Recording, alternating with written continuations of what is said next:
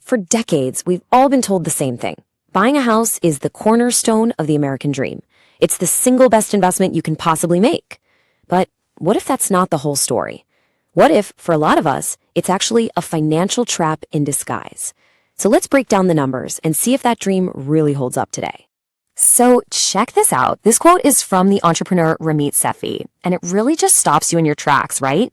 If someone who could obviously afford to buy any house he wants chooses not to, it makes you ask a pretty big question. What does he know that most of us don't?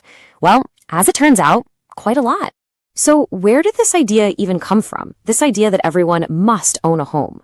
You've got to understand, this isn't some universal law of finance, it's a dream.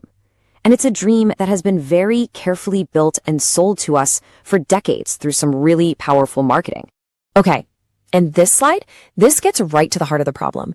Back in our parents' generation, a house costs, on average, about 2.5 times their annual income. Pretty manageable. But just look at that seesaw today. It's completely flipped. Now we're looking at houses that cost 5, 7, even 10 times what someone makes in a year. The entire game has been rewritten. And this just lays it out perfectly. I mean, based on the old rules, somebody making $50,000 a year would be looking at a house for around $125,000. Their total monthly payments would be about $1,250. Seriously, can you even imagine finding a house you'd want to live in for that price today? It's almost impossible. And yet we're all still operating on this totally outdated financial advice. So this huge gap between the old advice and today's reality, it's fueled by some really powerful and really persistent myths. So let's just deconstruct the 4 most dangerous ones, the ones that can lead you into making a massive financial mistake. And a huge reason these myths have such a strong grip on us is because of this concept called phantom costs.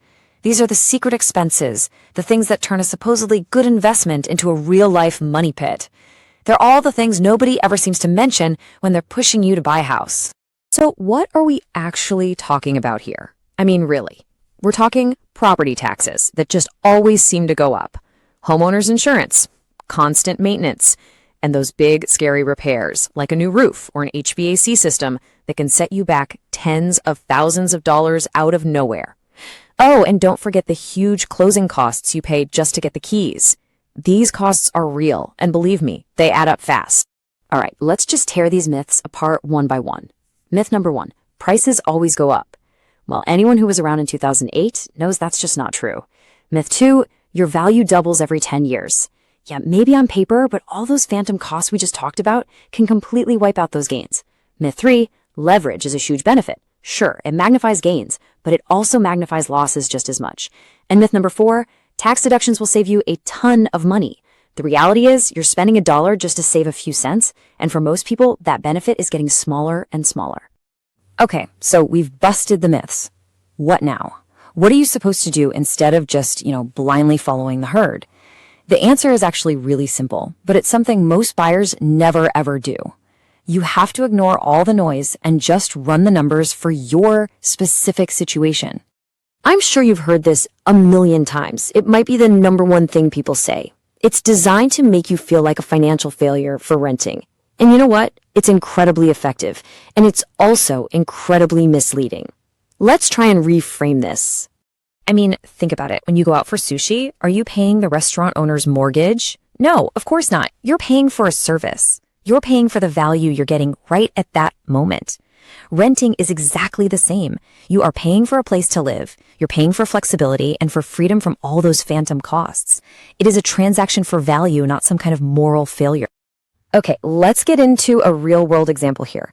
So when Ramit was living in New York City, he did what we just talked about. He ran the numbers, and he found that to own an identical apartment right next door to the one he was renting, it would have cost him 2.2 times more every single month. And here's what that looks like visually. It's just, wow. You can see the monthly rent right there, and then next to it, you see the true cost of owning that same apartment, stacked high with the mortgage, the property taxes, the maintenance, all of those phantom costs. The difference is just staggering. So this is the real game changer. The key question is, what did he do with all that money he saved by renting? Instead of sinking it into an overpriced asset with all those hidden costs, he rented and then automatically invested the difference. Over time, that simple strategy, just investing the savings, can generate way more wealth than being locked into a house. Look, none of this is to say that you should never buy a house, not at all. But you should only do it if it's the right decision for you, not because of pressure from your parents or friends or anyone else. To help you figure that out, here is a really practical 5-point checklist you should run through before you even think about buying. So just ask yourself these 5 questions and be honest. Number 1, will I live here for at least 10 years? This is key because it helps you spread out all those huge upfront costs. 2, will my total housing costs be less than 28% of my gross income? This is how you avoid being house poor. 3, have I saved a 20% down payment? Not because you have to put it all down, but because it proves you have the financial discipline to save. 4, am I okay if the value goes down? A house should be a place to live, first and foremost, not a guaranteed way to get rich. And number 5, am I genuinely excited about this? You shouldn't be buying a house out of fear or pressure. You should be excited. When you boil it all down, everything we've talked about really comes down to one big, powerful idea.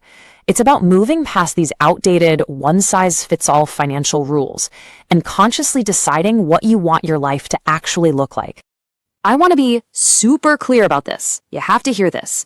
Choosing to rent is not a failure. It can be an incredibly smart, strategic, and sophisticated financial decision. In fact, by running the numbers and choosing to rent and invest the difference, you might actually be making a much savvier move than all the people who bought a house they couldn't truly afford. So at the end of the day, there's only one question that really truly matters. This one. Forget what your parents say, what your friends say, what some real estate agent tells you. Take a hard look at the numbers, be honest with yourself about what you truly value, and then you decide. Is owning a home, with all of its costs and all of its complexities, is it genuinely a part of your rich life? Only you can answer that.